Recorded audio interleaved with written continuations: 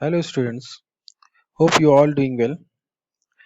Today's topic for discussion is digital marketing and we are going to discuss what is digital marketing, why use digital marketing strategies and opportunities in digital marketing. So what is digital marketing? Digital marketing is a marketing technique that makes use of electronic devices like desktop, laptops, phones and tabs. आप सभी को marketing concept तो पता ही है। Marketing जो भी process है वो स्टार्ट कब होता है? आइडिया जनरेशन से, और एंड कब होता है? कस्टमर सेटिस्फेक्शन से। अगर मैं डिजिटल मार्केटिंग की बात करूँ तो ये भी यहाँ भी जो प्रोसेस है वो वहीं से स्टार्ट होगा, यानी कि आइडिया जनरेशन से, और एंड किधर होगा? आपका कस्टमर सेटिस्फेक्शन पे। लेकिन अभी डिफरेंस क्या है फिर आपका ट्रेडिशनल मार्केटिंग और डिजिटल मार्केटिंग में? मीडियम। ओके, अगर उधर मीडियम की बात करूं, अगर मैं ट्रेडिशनल मार्केटिंग में, तो उधर जो मीडियम होंगे वो ऑफलाइन मीडियम्स, जैसे कि आपका टीवी एड्स हो गया, न्यूज़पेपर हो गया, वो सारे मीडियम्स के थ्रू आप मार्केटिंग करते हो। लेकिन अगर मैं डिजिटल मार्केटिंग की बात करूँ तो जो डिजिटल मीडियम्स है जैसे डेस्कटॉप, लैपटॉप, फोन्स, टैब्स, ये सब आएंगे आपके इलेक्ट्रॉनिक डिवाइसेस, इनके थ्रू जब आप मार्केटिंग करते हो, that is called digital marketing. मतलब कॉन्सेप्ट वही है, आपको एक्टिविटीज वही करनी है, बस केवल मीडियम यहाँ पर चेंज हो गया है। We focus on various internet medium for digital marketing. Digital marketing में जो अलग अलग मीडियम्स है उनको हम लोग यूज करते हैं। कौन कौन से? सर्च इंजन, ठीक है। सर्च इंजन, जहाँ पर आपको कोई भी चीज अगर कोई सर्च करनी है तो आप किधर? सर्च इंजन पे जाते हो, सर्च करते हो। जैसे Google search engine, Yahoo search engine. Okay, website, आप जैसे कोई भी ऑर्गेनाइजेशन है, मैन्युफैक्चरिंग ऑर्गेनाइजेशन है, उनको जब भी मार्केटिंग करनी है, डिजिटल मार्केटिंग करनी है, तो उनकी अपनी वेबसाइट उनको बनाना होता है। ठीक है। Next, social media. जैसे वो सोशल मीडिया में आ जाएंगे आपके फेसबुक, ट्विटर, ठीक है, यहाँ पर आप मार्केटिंग कर सकते हो। Next, mobile apps.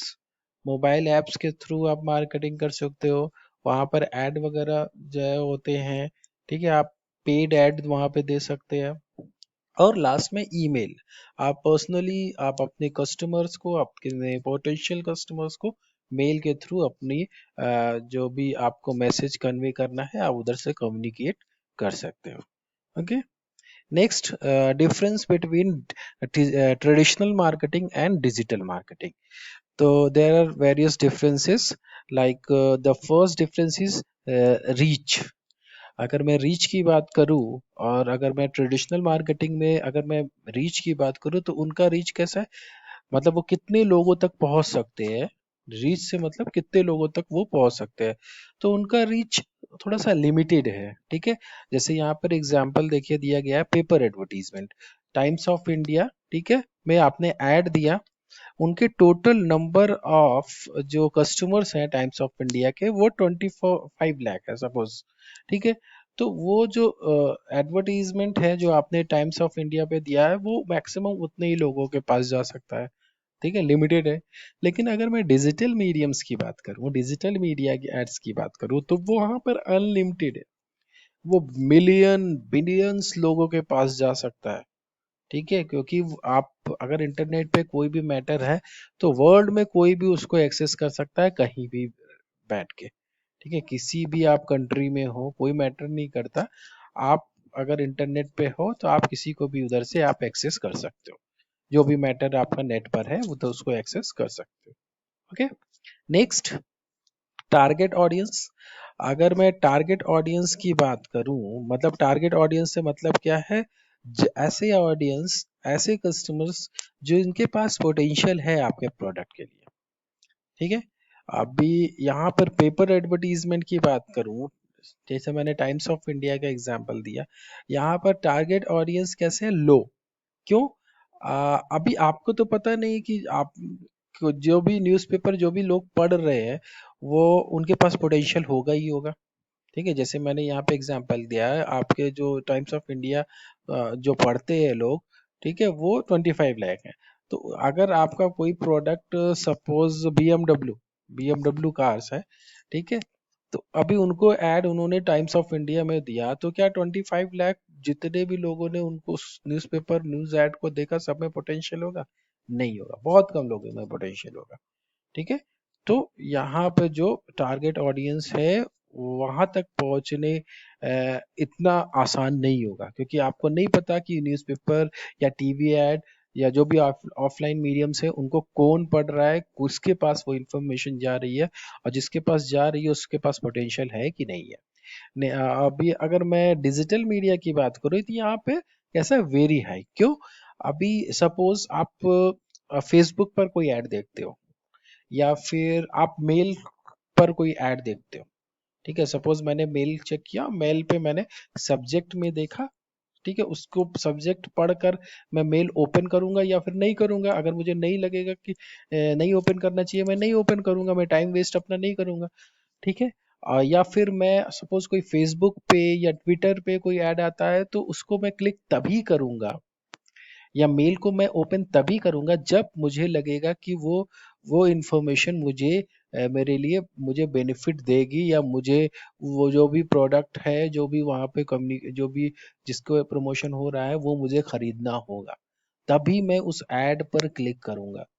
अगर मैंने मेरी वो नीड होगी तभी मैं उस प्रोडक्ट तभी मैं उधर उस ऐड को क्लिक करूंगा या अपनी वो मेल ओपन करूंगा। सपोज मैं मेल ओपन करता हूँ, उधर मुझे इंश्योरेंस कंपनी की तरफ से बहुत सारी मेल आई हुई है। अगर मुझे इंश्योरेंस प्रोडक्ट लेना होगा, या मैं सोच रहा हूँ, कहीं भी मन में होगा क्या ये प्रोडक्ट लेना चाहिए, इंश्योरेंस हेल्थ इंश्योरेंस मुझे लेना चाहिए, तभी मैं उस मेल को ओपन कर लूंगा। यानी अगर मेरे अंदर पोटेंशियल होगा, मेरी नीड होगी इस प्रोडक्ट के लिए, तभी मैं मेल ओपन करूंगा, या तभी मैं जो है वो कोई भी जो ऐड डिस्प्ले हो रहा होगा सोशल मीडिया पर या कहीं भी ऑनलाइन मीडियम के थ्रू, तो तभी मैं उस ऐड को क्लिक करूंगा। और जैसे मैंने मेल का रिस्पांस दिया, जैसे मैंने उस ऐड को क्लिक किया, वैसे ही जो भी मार्केटर्स होंगे उनको पता चल जाएगा कि हाँ, इधर से रिस्पांस आ रहा है, इनको अब फॉलो करना चाहिए, इनको अब कम्युनिकेट करना चाहिए। ठीक है। तो इस तरह से यहाँ पे जो टारगेट ऑडियंस तक पहुंचना आसान होता है। Next, engagement. इंगेजमेंट से मतलब है आप कितना इंगेज करते हो आपके जो भी पोटेंशियल कस्टमर्स हैं जिनको आप कम्युनिकेट कर रहे हो अपनी बातों को। ठीक है। अभी अगर मैं पेपर मीड एडवर्टीजमेंट की बात करूं, जैसे टाइम्स ऑफ इंडिया का मैंने एग्जाम्पल दिया, तो यहाँ पर कैसा वन वे कम्युनिकेशन होता है। ठीक है। आप एक तरफ से तो इंफॉर्मेशन देते हो, लेकिन दूसरी तरफ से वो उधर से कोई रिस्पांस आपको मिलता नहीं है। पॉजिटिव नेगेटिव आपको नहीं पता चलता कैसा रिस्पांस आ रहा है लोग। ठीक है। आप लिमिटेड इंफॉर्मेशन दोगे, आपको एक्चुअल में पता नहीं है कि उन जो भी आपके व्यूवर्स है, जो आपके जिनको आपने इंफॉर्मेशन दी है, उनको कितनी और इंफॉर्मेशन चाहिए या नहीं चाहिए, उनकी कोई क्वेरी आपको कुछ नहीं पता चलता। लेकिन अगर मैं बात करूं डिजिटल मीडिया की, जैसे मेल हो गया, सोशल मीडिया हो गया, और जो भी अलग प्लेटफॉर्म्स है, आपकी अपनी वेबसाइट हो गई, तो उधर आप रिस्पॉन्स भी लेते हो। अगर आपने कोई चीज कम्युनिकेट की तो वहां पे जो भी, जैसे सपोज मैंने एक्सेस किया और इंश्योरेंस की मैं जैसे बात कर रहा था, तो मैंने लगा कि मुझे इंश्योरेंस लेना चाहिए। मैंने क्या किया, मैंने उधर से अपनी क्वेरी डाल दी कि भाई मेरी ये रिक्वायरमेंट है, आप इस हिसाब से कोई प्लान बताइए। तो मेरी तरफ से भी जो है कम्युनिकेशन हुआ, टू वे कम्युनिकेशन हुआ। ठीक है, केवल एक तरफ से नहीं हुआ। Next, price. अगर मैं प्राइस की बात करूं तो इधर बहुत हाई होता है प्राइस। अगर मैं टाइम्स ऑफ इंडिया की बात करूं तो इधर प्राइस बहुत हाई होता है, बहुत एक्सपेंसिव होता है प्राइस। ओके। इधर आपको टाइम्स ऑफ इंडिया में सपोज मैंने ऐड देना चाहता हूँ, तो मुझे मतलब लाखों रुपए खर्च करने पड़ेंगे एक ऐड देने के लिए, एक दिन के लिए। ओके। लेकिन अगर मैं बात करूं डिजिटल मीडियम की, तो यहाँ पर हर आपके पास फाइनेंशियल रिसोर्सेज नहीं है, तो आप बिल्कुल सोशल मीडिया के थ्रू आप प्रमोट कर सकते हो अपने प्रोडक्ट को, और फ्री में भी। ठीक है, उधर पेड अनपेड दोनों तरीके हैं। आप सोशल मीडिया या डिजिटल जो भी मीडियम है, उधर आप अगर उधर की बात करें तो आप अपनी वेबसाइट भी बना सकते हो, आप सोशल मीडिया पे प्रमोशन कर सकते हो, आप ईमेल के थ्रू प्रमोशन कर सकते हो। ठीक है, तो अलग अलग जैसे सोशल मीडिया की मैं बात करूँ तो वहाँ पे पेड भी तरीका है, अनपेड भी तरीका है। अनपेड मतलब आप अपना पेज बनाओ, उसको शेयर करो, यूट्यूब पर वीडियो वीडियो बनाकर उसको शेयर करो। ठीक है, या फिर पेड मतलब आप यूट्यूब को या फिर आप फेसबुक ट्विटर उनको पे करो और वो फिर आपका आपका वो ऐड डिस्प्ले करेंगे। तो दोनों तरीके हैं वहाँ पर। तो यहाँ पर जो है बहुत ज़्यादा कॉस्ट नहीं होती है, उसकी प्राइस बहुत ज़्यादा हाई नहीं होता। आपको कभी कभी ऐसा होता है कि आपको पे पर क्लिक मतलब हर एक क्लिक पर आपको पे करना होता है।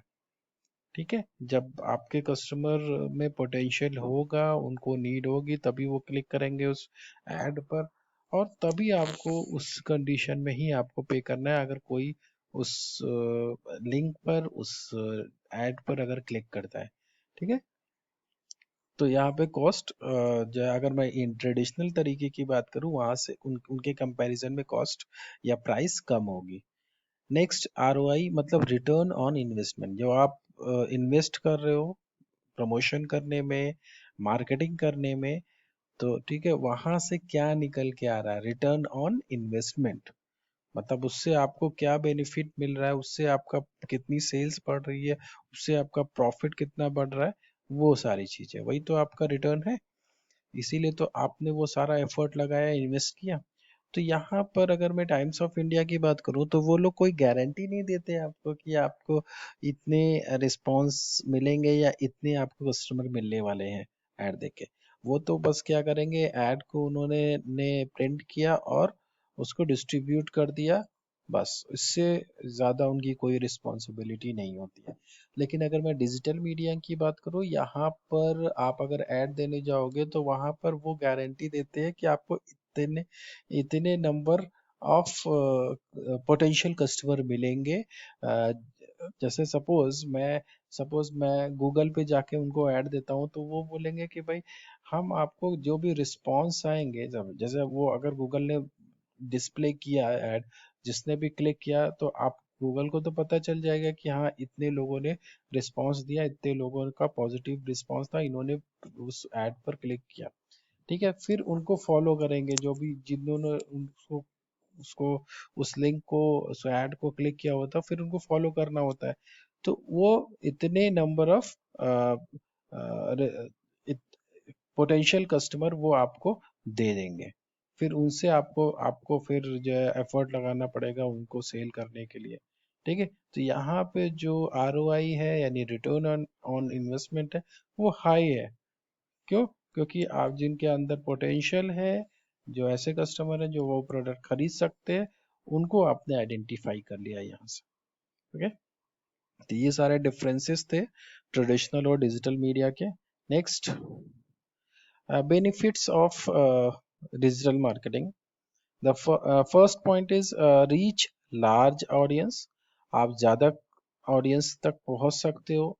क्यों? क्योंकि भाई अगर मैं डिजिटल मीडिया में हूँ, डिजिटल मीडियम के थ्रू प्रमोट कर रहा हूँ, डिजिटल मीडियम के थ्रू लोगों तक कम्युनिकेट कर रहा हूँ, तो उधर मेरी रीच कैसी है, अनलिमिटेड। मतलब मैं वर्ल्ड में कहीं भी किस ये एक्सेस किया जा सकता है मेरी वेबसाइट को, मेरे जो भी प्रमोशन लिंक है उनको। ठीक है, मेरा जो भी सोशल मीडिया पेज है, वो प्लेट सोशल मीडिया प्लेटफॉर्म है, या ब्लॉग के जो मैंने बना रखा है, उसको कहीं से भी कोई भी एक्सेस कर सकता है। तो मेरी रीच ज्यादा है, मैं ज्यादा लोगों तक पहुंच सकता हूँ। Okay, next point is target the right audience. अगर मैं डिजिटल मार्केटिंग की बात करूँ, डिजिटल मीडियम की बात करूँ, तो यहाँ पर आप राइट ऑडियंस मतलब जिसके पास पोटेंशियल है उसको टारगेट करते हो। जैसे मैंने अभी एग्जांपल दिया था कि भाई अगर कोई एड पर क्लिक कर रहा है, या फिर कोई आपके यूट्यूब पे जाके आपके वीडियोस को देख रहा है, यानी कि उसका कुछ कहीं ना कहीं कुछ इंटरेस्ट होगा तभी उसने ऐसा किया। या सोशल मीडिया पे जाकर आपके पेजेस को लाइक कर रहा है, उस पर वहाँ कमेंट कर रहा है, या उन पेजेस को देख रहा है, तो इसका मतलब कहीं ना कहीं इंटरेस्ट है, तभी उसने इतना एफर्ट अपना टाइम उधर स्पेंड किया। तो उधर से आपको पता चल जाता है कि आपको किसको टारगेट करना है।